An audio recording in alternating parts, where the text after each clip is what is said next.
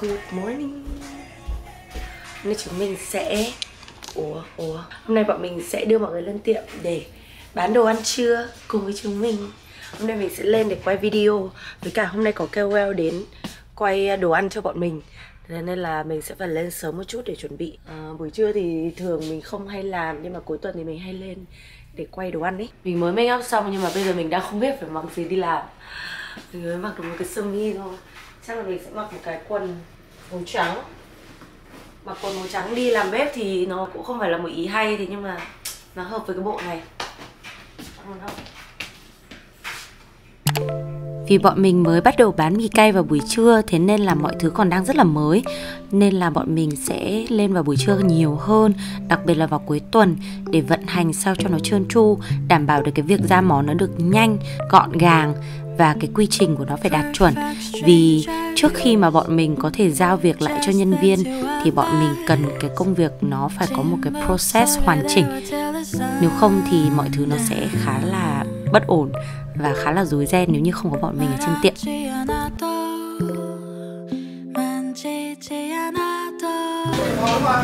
Dạ vâng, xong cái đấy là một cái nữa. Aro pasta một phần DoorDash, một phần ở ăn ở đây. Chưa DoorDash tới rồi nghe chị. Sườn bò đây, hai cái này là sườn bò. Em ơi, hai cái sườn bò, em là sườn bò cả sườn lớn không phải sườn Đại Hàn đâu đúng không? Ok. Bây giờ thì hai cái cơm chiên xương bò ra. Một cái B2, một cái M6.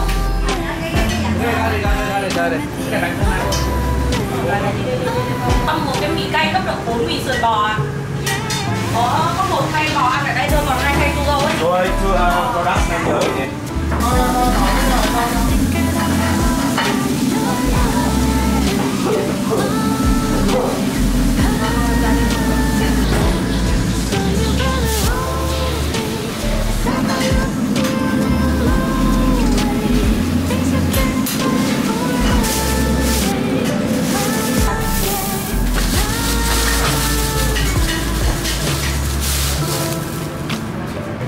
Bọn mình vừa xong một cái ca đợt 1 khá là smooth. Hôm nay mặc dù hơi thiếu chú bếp trưởng nhưng mà cũng vẫn khá là smooth. Cheers. Coffee.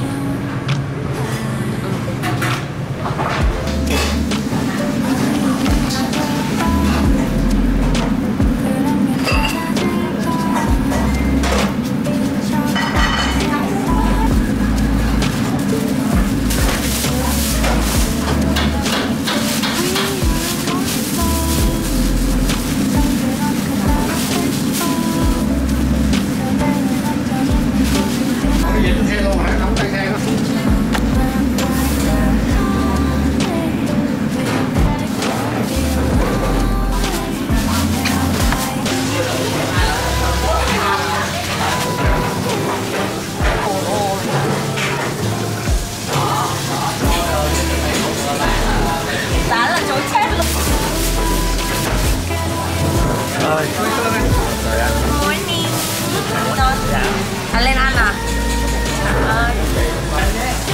Ok, khách VIP cô ra phục vụ tận răng, xỉa răng tại bàn luôn.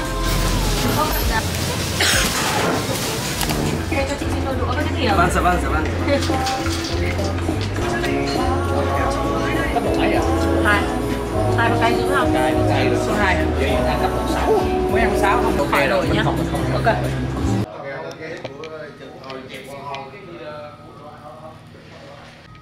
Bọn mình đang dọn kho để chuẩn bị sửa lại cái kho ở đằng sau của bọn mình. Người ta sẽ đập cái bức tường này đi, thế nên là bây giờ phải bê hết đồ ra. Xong rồi mai người ta sửa, xong rồi lại bê đồ vào. Sáng bán mì cay, chiều ăn bún chả. Đã. Em muốn ăn không? Em muốn ăn không?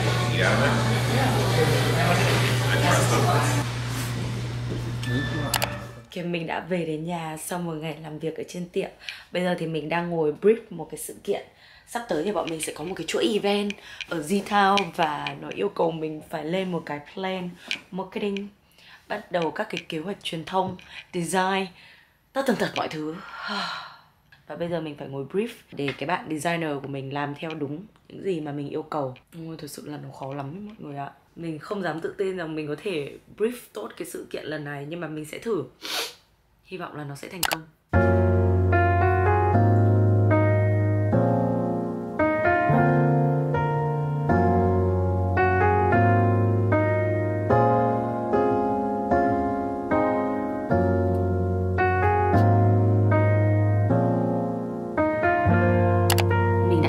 plan rồi, và bây giờ mình sẽ show cho mọi người một cái plan marketing của mình.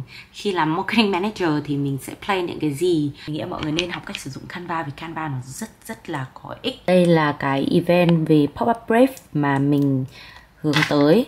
Thì mình sẽ mô tả event về những dòng nhạc này, rồi những người mà mình sẽ hợp tác trong cái collaboration của bọn mình lần này. Và đây là những cái decor idea mà mình sẽ plan. Rồi sau đấy là brief về cái logo, tức là bộ nhận diện thương hiệu. Cái này á là để dành riêng cho team design thôi, thế nên là mình sẽ làm khá là đơn giản. Mình sẽ mô tả đơn giản nhất hết sức có thể. Về poster, về idea thì mình sẽ lấy ở trên Pinterest. Và cái này những cái graphic motion video idea mình cũng lấy ở trên đấy luôn. Đó, sneak peek video idea của nó sẽ như thế nào để cái bộ nhận diện thương hiệu của mình nó phải thống nhất ấy. Đó, và cuối cùng là mình lên ý tưởng về trailer, về video. Và bắt đầu từ cái này thì mình mới order deadline sản xuất. Mỗi một cái dự án thì nó sẽ có cái mức độ lớn nhỏ khác nhau. Rồi mình sẽ phải làm những cái brief nó lớn hay chi tiết hay là cụ thể hơn. Nhưng mà mình thì mình còn là xu hướng kiểu làm những mọi thứ nó đơn giản. Thế nên là mỗi lần mình brief idea hay là bất cứ cái gì đấy mình sẽ cố gắng brief cho nó cụ thể để mọi người hình dung được cái idea ở trong đầu mình. Thế nhưng mà mình sẽ làm nó đơn giản nhất hết sức có thể. Thì đấy là trách nhiệm của một marketing manager.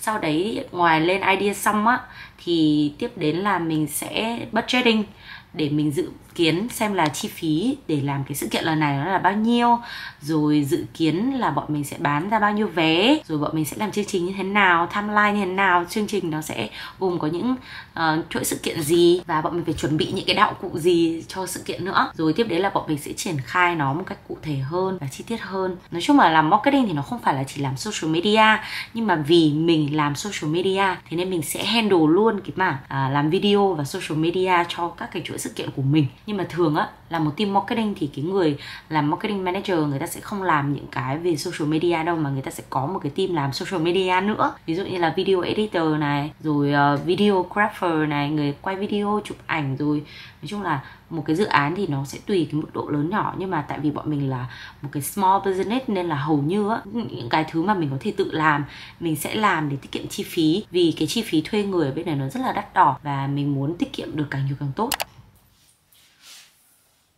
Mình mới đi làm về, vừa mới thay đồ ngủ xong. Bây giờ mình đang rất là thèm canh dưa nấu với sườn.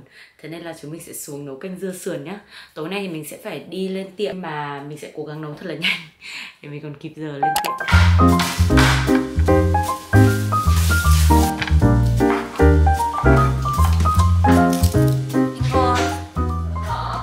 Không mới về hả? Gì á? Nấu canh dưa sườn.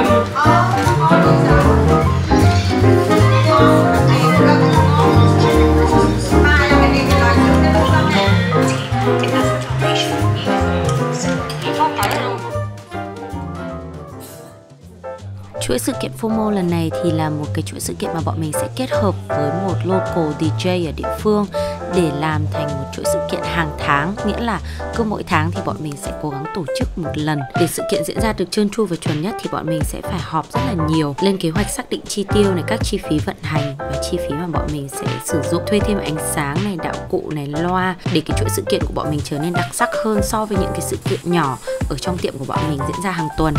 Cái đặc trưng của mô hình nightlife này đấy là mọi người phải cực kỳ đam mê với nó.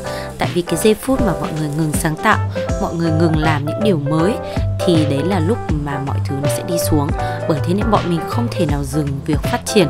Bọn mình phải liên tục tạo ra những sự kiện mới, tạo ra những cái event mới, thú vị hơn, vui hơn và đặc sắc hơn để thu hút được khách hàng liên tục tới với tiệm của bọn mình. Là vì nơi bọn mình mở nó không quá đông người, cũng không đông khách du lịch. Thế nên là cái việc sáng tạo và tạo ra những event thú vị nó lại càng quan trọng hơn, bởi vì marketing nó đóng vai trò chủ chốt để kiếm thêm khách hàng tới với tiệm của bọn mình. Mình vừa làm marketing manager, vừa đóng vai trò sản xuất social media và lên kế hoạch truyền thông.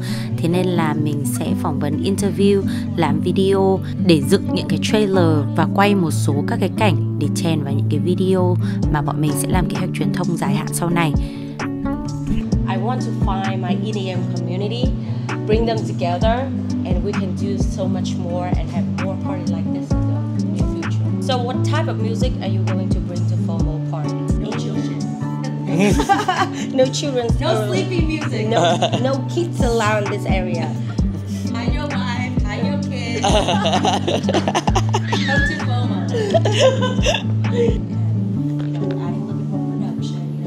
We get there. We'll figure it out. Exactly. Yeah. It's a party. It's a crazy party. Just come and have a good time. It's just like how Just we dance. party over here. Yeah. I'm dying to have our community over here. I know. Mình nghĩ rằng là mọi người đang cần một cái dấu hiệu để manifest cho năm 2025. Và nếu như mọi người chưa có động lực hay chưa có một cái dấu hiệu nào để làm điều này thì mình sẽ chia sẻ cái câu chuyện và cái động lực để mọi người có thể manifest trong 2025. Vào đầu năm 2024 thì mình đã bắt đầu cái cuốn sổ manifesting này của mình.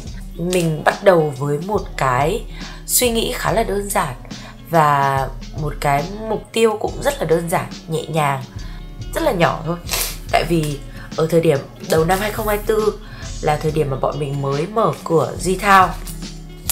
Có rất là nhiều chuyện xảy ra trong cuộc sống của mình, có rất là nhiều khó khăn ập tới.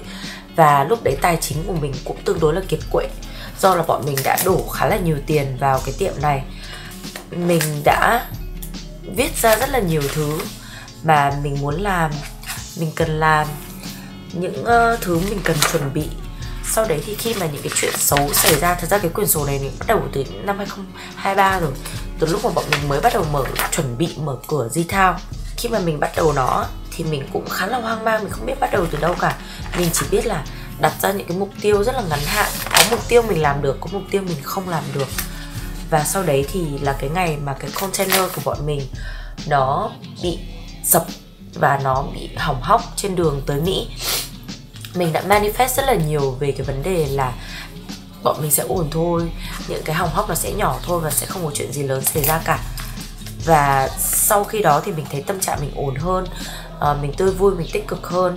Và mình bắt đầu đưa vào cái quyển sổ của mình những cái trang giấy nó tươi tỉnh hơn, màu sắc nó tươi tắn hơn và có một cái tâm trạng tốt hơn đón chờ những điều sắp tới. Và mình lập ra những cái kế hoạch manifesting, những kế hoạch mà làm video và những cái idea mà mình có trong năm 2024. Sau đấy thì trong cái quyển sổ này thì mình bắt đầu viết ra những điều liên quan đến manifesting về tài chính, về cái cuộc sống của bọn mình nó sẽ dần ổn lên thôi. Và mình bắt đầu cảm ơn cuộc sống vì những điều mà nó đang diễn ra đối với mình. Mình sống một cái cuộc sống giống như kiểu là mọi chuyện nó sẽ ổn thôi ở trong thời điểm đấy. Mặc dù ở thời điểm đấy mình biết rằng là mọi thứ nó rất là bất ổn, mình rất là bấp bênh về cái mặt tinh thần. Và mình đã lo lắng rất là nhiều trong suốt một năm vừa qua. Đã có những cái giai đoạn mà mình cảm thấy như là mọi thứ nó rất là khó khăn, nó làm cho mình cảm thấy mệt mỏi, kiệt quệ. Có những cái lúc mà mình cảm thấy lo lắng tới mức mà dạ dày mình kiểu quặn thắt và cảm tưởng như là mình đau dạ dày đến nơi rồi đó mọi người. Nhưng mình vẫn tiếp tục tin tưởng vào cái con đường mà mình đang làm. Và mình tiếp tục manifesting những điều sẽ xảy ra và đang xảy ra trong cuộc sống của mình. Và mình cứ luôn tin rằng là mọi chuyện trong cuộc sống của mình đều sẽ ổn. Mình là một người may mắn, mình sẽ làm được những điều mà mình tin rằng mình sẽ làm được. Và tất cả mọi chuyện trong cuộc sống của mình đều sẽ ổn. Mình tiếp tục viết ra những cái điều đấy liên tục trong những cái năm tháng mà mình cảm thấy khó khăn nhất, trong những lúc mà mình cảm thấy nghi ngờ bản thân nhất, nghi ngờ những thứ xảy ra xung quanh. Và trong những lúc mà mình cảm thấy mình không biết là mình có vượt qua được cái thử thách lần đầu khởi nghiệp hay không, tại vì thực sự nó đã quá khó khăn đối với mình. Ra những điều mà mình cảm thấy rằng nó sẽ ổn, nó sẽ tốt, nó vẫn đang tốt, cuộc sống của mình vẫn đang ổn.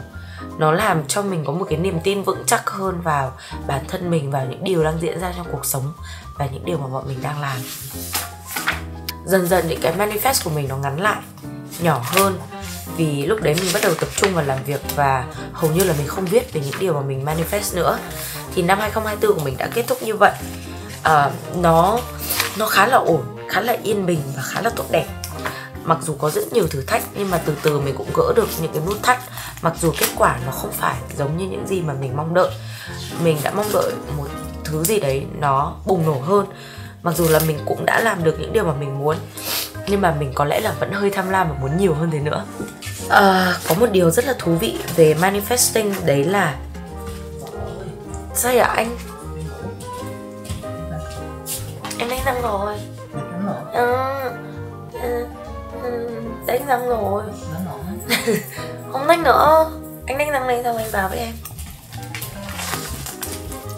Mình đã đặt ra một cái goal tiết kiệm được một con số tiền nhất định. Thời điểm đấy mình nghĩ rằng chắc còn lâu mình mới đạt được cái con số này. Đối với nhiều người làm ăn á, thì có lẽ con số này nó sẽ chẳng là gì cả. Nhưng đối với mình, con số đấy trong một năm nó là cái số mà hồi đấy mình đã khá là nghi ngờ bản thân mình. Mình nghĩ là mình sẽ không đạt được cái con số này đâu. Và mình đã viết ra một con số cực kỳ cụ thể. Và mọi người tin không? Đến cuối năm 2024, cái con số mà mình tiết kiệm được nó đã hơn cả gấp đôi cái con số mà mình viết ra trong cuốn sổ manifest của mình. Thế nhưng khi mà cái việc mình manifest một con số cụ thể như thế, mình viết ra, mình đặt một cái mục tiêu như vậy, nó giúp mình có ý thức hơn. Mỗi ngày mình tiết kiệm một chút và mình cứ có tiền mình kiếm được là mình sẽ đưa vào để tiết kiệm. Mặc dù mình vẫn tiêu, mình vẫn mua những thứ mình thích, mình vẫn sống một cuộc sống khá là đầy đủ, thế nhưng mà mình vẫn liên tục tiết kiệm và tiết kiệm cực kỳ nhiều. Tại vì mình muốn đạt được cái con số đấy một cách nhanh chóng. Và mình vượt cái con số đấy lúc nào không hay. Tại vì mình đã tiết kiệm trong vô thức và mình set up cái việc tiết kiệm của mình là tự động á mọi người. Cứ có lương là nó sẽ đẩy về tài khoản tiết kiệm, có lương là đẩy về tài khoản tiết kiệm, mà mình khi mà mình cất tiền đi mình sẽ không nhìn thấy nó nữa, và mình sẽ bớt tiêu pha, mua sắm lại. Và điều đấy nó đã giúp rất nhiều trong cái việc đạt được cái mục tiêu tài chính của mình trong 2024. Trong 2025 mình sẽ cố gắng đặt cái mục tiêu gấp đôi, và mình hy vọng là mình sẽ đạt được cái con số này hoặc là vượt. Thế nên nếu như bạn vẫn còn đang suy nghĩ về manifesting thì hãy thử đi nhá, vì mình nghĩ là nó thực sự rất là hiệu quả. Và bây giờ thì mình sẽ bắt đầu mục tiêu 2025.